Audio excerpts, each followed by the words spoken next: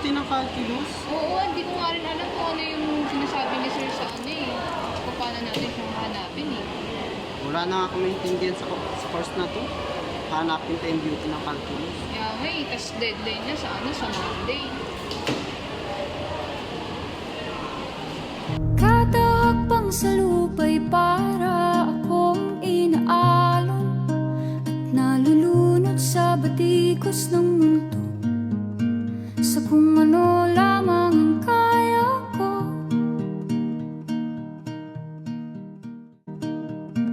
Bigang-biga na sa mga problemang di masolusyonan agad, parang wala nang bukas. Pwede bang umiwas? Hinahanap ang sarili, ngunit di nakakayanan sa ikaw na dinadaanan ko. Saan na to patungo? Saan ako patungo? Dahan-dahan nating simulan muli ang paghakbang. Dahan-dahan tumingin sa salamin upang makita ang ating kagandahan. Dahan-dahan iangat ang mukha upang masilayan ang payapang kalangitan. Oo, pagod ka na, pero di ka nag-iisa, kaya't lumaban ka. Hirap ng ganito. Wala na tayong pagkakataon huminga. Gusto ko natakasan tong program natin. Sobrang nakakapagod. Sa totoo lang, ayoko na rin. Pero kung iisipin, hindi pa parang ang galing. Tignan mo yun, oh. Kaya palang magawa yun ng 3D calculus. Minsan sa may kalayaan tayo'y nagkatagpuan. May mga sariling gimmick at kanya-kanyang hangad sa buhay. Sa ilalim ng isang bubong, mga sikretong ibinubulong. Kahit na anong mangyari, kahit na saan ka man patungo, ngunit ngayon, kay bilis maglaho ng kahapon.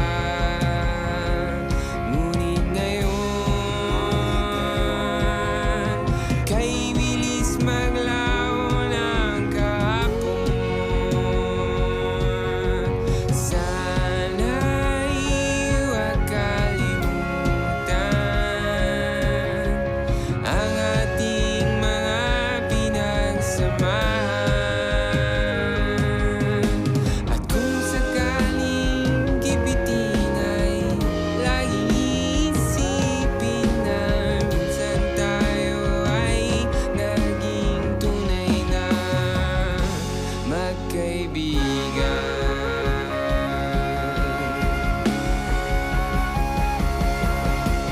Minsan ay hindi mo na alam ang nangyayari kahit na anong gawin. Lahat ng bagay ay mayroong hangganan. Dahil ngayon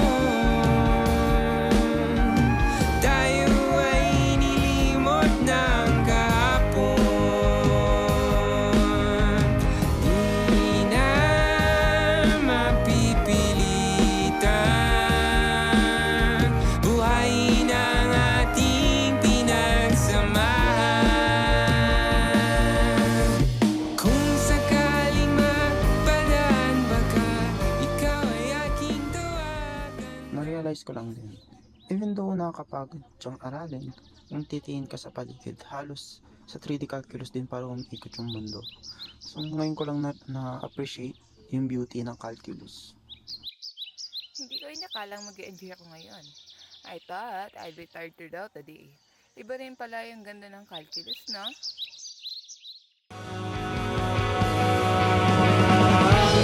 Kahit sandali lang, basta't makasama ka. Kahit mamaya-maya lang, ako'y uuwi na. Kahit walang katapusan, hindi ka iiwan. Basta't makasama ka, ako'y nakauwi na. Nakauwi na.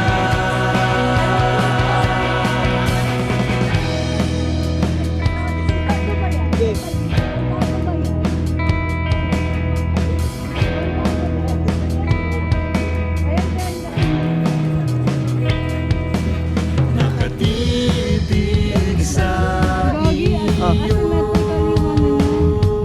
Okay. di pa naginip.